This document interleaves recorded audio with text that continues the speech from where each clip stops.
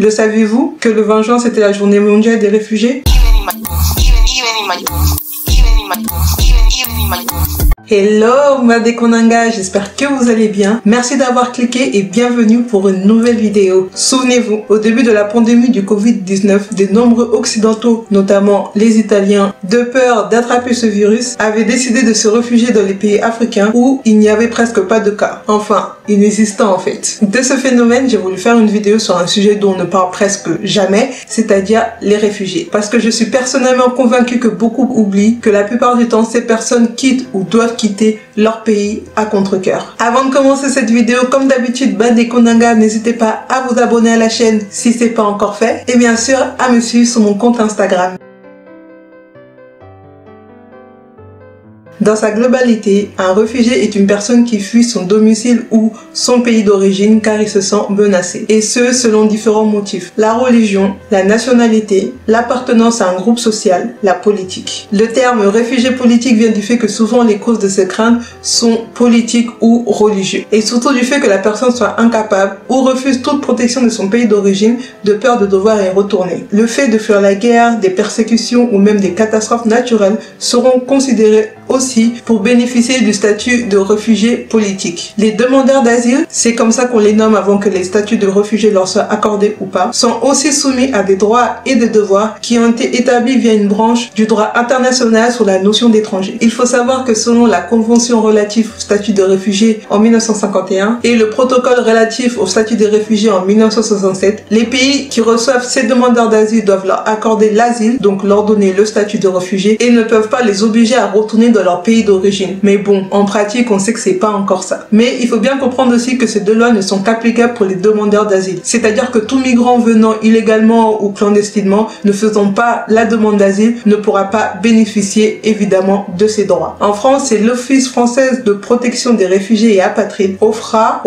pour les intimes, fondé en 1952, qui se charge de statuer, c'est-à-dire donner le statut de réfugié ou pas à tous les demandeurs d'asile. C'est donc un établissement administratif public sous la tutelle du ministère de l'Intérieur qui va s'assurer d'une part de la bonne application des lois que je vous ai citées plus haut au niveau des demandeurs d'asile et aussi qui va faire en fait la liaison entre ces demandeurs d'asile et le ministère, parce que c'est le ministère qui donne son droit de veto pour statuer justement ces demandeurs d'asile. Et bien sûr, il apporte aussi un soutien moral et c'est aussi un pôle d'information pour toutes les personnes qui aimeraient se renseigner en fait par rapport à la demande d'asile et tout ce qui est apatride. Je vous mettrai dans la barre d'infos de toute façon tous les liens vers ces organismes pour toutes les personnes qui seraient intéressées et qui voudraient avoir des plus amples informations. Pour commencer, il faut savoir que vous ne pouvez pas malheureusement aller directement au niveau de l'OFPRA. Ça serait beaucoup trop simple et la vie n'est pas aussi simple. Après, je pense que c'est logique parce que c'est vraiment l'endroit qui fait vraiment la liaison entre vous et le ministère. Donc, je pense que c'est logique, mais je trouve que c'est quand même important de le rappeler. Donc, si vous êtes bien dans l'un des cas que j'ai cité auparavant, c'est-à-dire une menace religieuse, politique ou même une catastrophe naturelle, voilà la procédure à suivre pour pouvoir être demandeur d'asile. Il faut savoir aussi, et ça c'est important, que vous ne pouvez pas demander l'asile tant que vous n'êtes pas dans le pays où vous voulez demander l'asile. C'est-à-dire que c'est pas possible pour vous. Par exemple, imaginez vous êtes au Congo et vous voulez demander l'asile en France. C'est pas possible. Il faut que vous soyez sur le territoire français avant de pouvoir demander l'asile. Vous pouvez par contre demander un visa d'asile qui va vous permettre en fait de venir en France et faire vos demandes d'asile. Mais en tout cas, toute démarche en tant que demandeur d'asile ne peut que se faire sur le territoire en lui-même. Pour commencer vos démarches, vous devez d'abord vous approcher d'une association telle que Terre France d'Asile qui va, elle, s'occuper en fait de constituer, on va dire, les débuts de votre dossier. C'est à elle aussi que vous devez expliquer pourquoi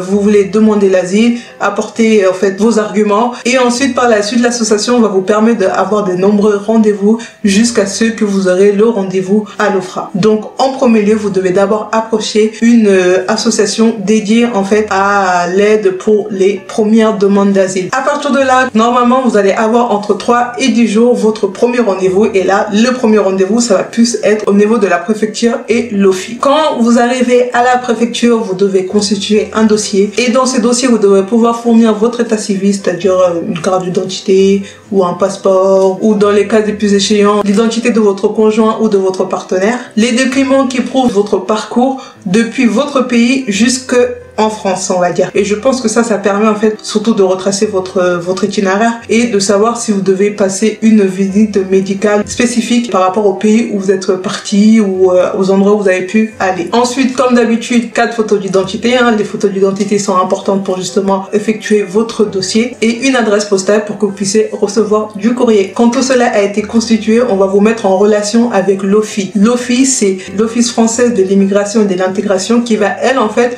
s'occuper de votre accueil, c'est-à-dire que si vous n'avez pas de logement, elle va essayer de vous trouver un logement s'il y a de la place. Vous n'avez pas le droit de travailler sur le territoire parce que déjà normalement vous êtes sans papier, au moins pendant 9 mois. En fonction de votre situation, vous allez recevoir un revenu qui peut être de 9 € à 37 € par jour. Donc je pense que c'est quand même un bon revenu quoi. Si toutes les conditions sont bonnes lors de la préparation de votre dossier, la préfecture va ensuite envoyer votre dossier à l'OFPRA et vous allez recevoir un formulaire à remplir et à envoyer vous-même à l'OFPRA sous 21 jours. Et je dis bien 21 jours parce que la préfecture, ça ne blague pas. Si vous dépassez ces 21 jours, votre dossier sera refusé. Il faudra tout recommencer. Lorsque votre dossier complet est reçu à l'OFPRA, vous recevez par la suite un courrier qui va vous donner votre numéro d'immatriculation à l'OFPRA et que cela va vous permettre en fait d'aller à la préfecture et d'avoir en fait votre première, on va dire un peu carte d'identité. Ça va être des récépissés et qui va vous statuer en tant que demandeur d'asile. Du coup déjà à partir de ce moment-là, vous n'êtes plus un migrant qui n'a pas de papier ou je sais pas quoi, vous êtes un demandeur d'asile. Ensuite, un peu plus tard, vous aurez un entretien au sein de l'OFPRA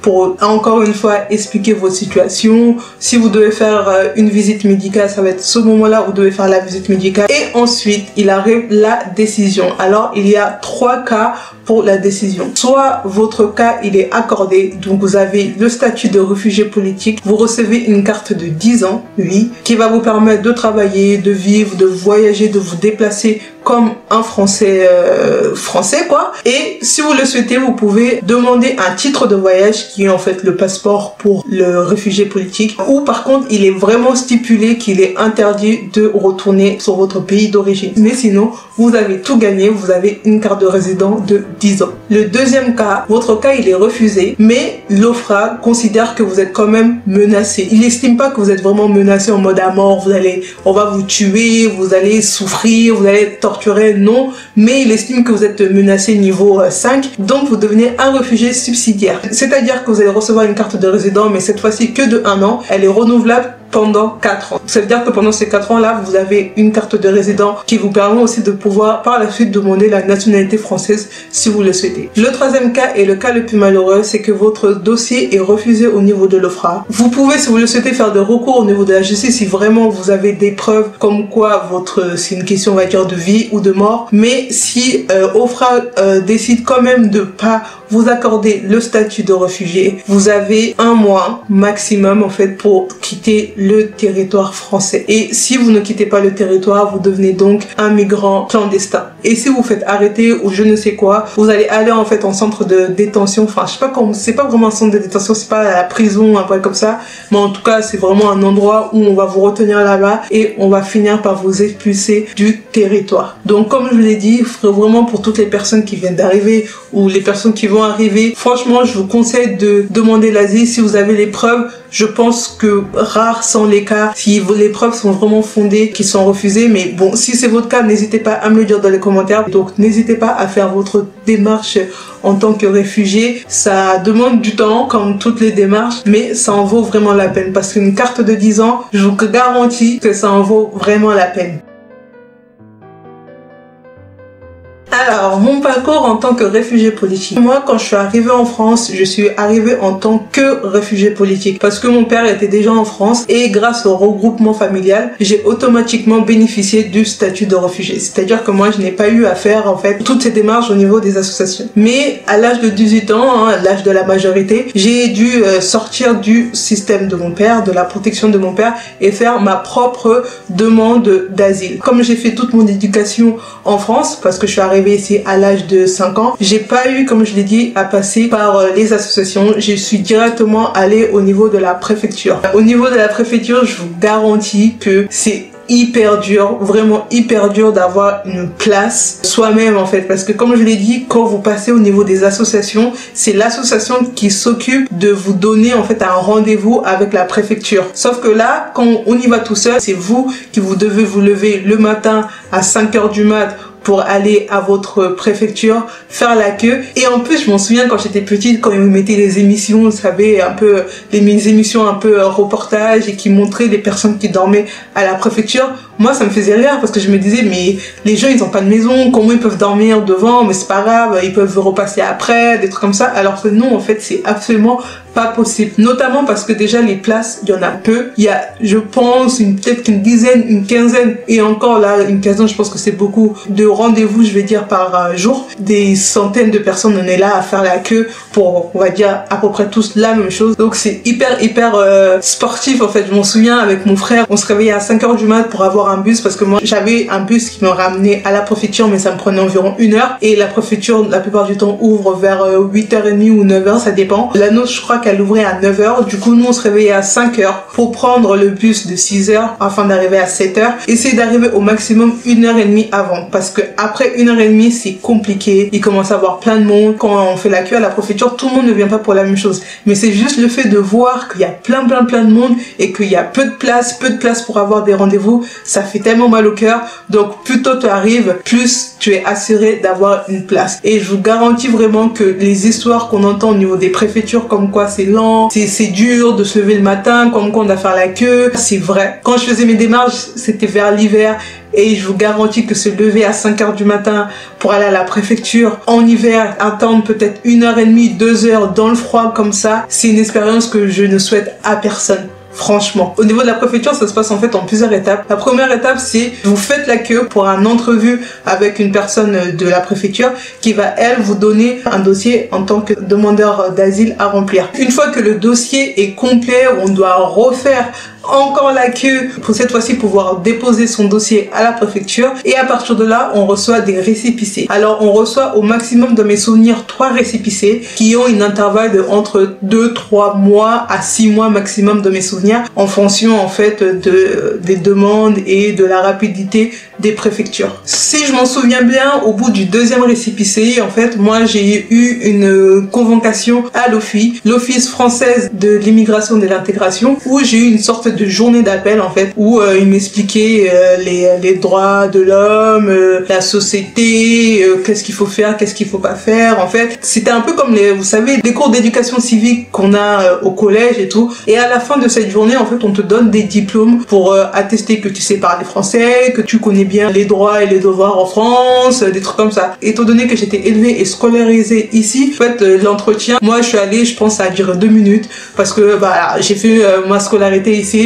Donc ils m'ont juste fait signer les papiers dont j'avais besoin et je suis rentrée chez moi. Quelques temps après, je devais passer une visite médicale que moi je n'ai pas faite, parce que encore une fois, j'étais scolarisée ici et j'étais à jour en fait au niveau de mon carnet de santé. J'ai pas eu à passer la visite médicale, j'ai pas eu d'entretien aussi spécifique. Donc même chose, ça m'a duré 2 minutes. Mais il faut savoir que ces entretiens sont vraiment importants, il faut vraiment être préparé quand vous partez à ces entretiens. C'est un peu en mode entretien d'embauche, ils voient votre détermination, pourquoi vous voulez faire ça. C'est vraiment comme si vous allez à un entretien d'embauche, donc soyez préparés quand vous y allez. Et au final, après 1 an d'attente, j'ai enfin reçu une convocation à la préfecture où vous échangez votre 3e récépissé contre votre carte de séjour. Donc voilà pour mon expérience à moi. S'il faut retenir les choses, c'est qu'il faut se manier de patience, mais vraiment de patience quand vous faites vos démarches, notamment à la préfecture, parce que ça prend énormément de temps, et surtout parce que vous n'êtes pas seul en fait. Il y a énormément de préfectures en France, il y a énormément de personnes qui font la queue le matin, qui veulent peut-être avoir le même statut que vous. Donc vraiment, armez-vous de patience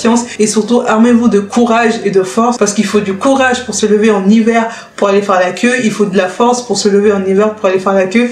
Donc faites-le et surtout prenez votre mal en patience. Moi, ça m'a pris 1 an, mais il y a des personnes, ça prend moins de temps. Ça dépend vraiment de votre préfecture. Et surtout, sachez que quand vous faites votre demande, il faut préparer en fait une petite cagnotte en fait que vous allez mettre de côté, parce que c'est pas que c'est coûteux, parce que je pense au total j'ai dû peut-être mettre 300, allez 400, bah, maximum 500 € dedans. Mais les timbres fiscaux, ça coûte tellement cher. Vraiment, ça m'a coûté légèrement plus cher parce que j'ai directement après fait une demande du titre de voyage. Le titre de voyage, les timbres fiscaux, ça coûte énormément cher. Mais les timbres fiscaux, on n'est pas prêt.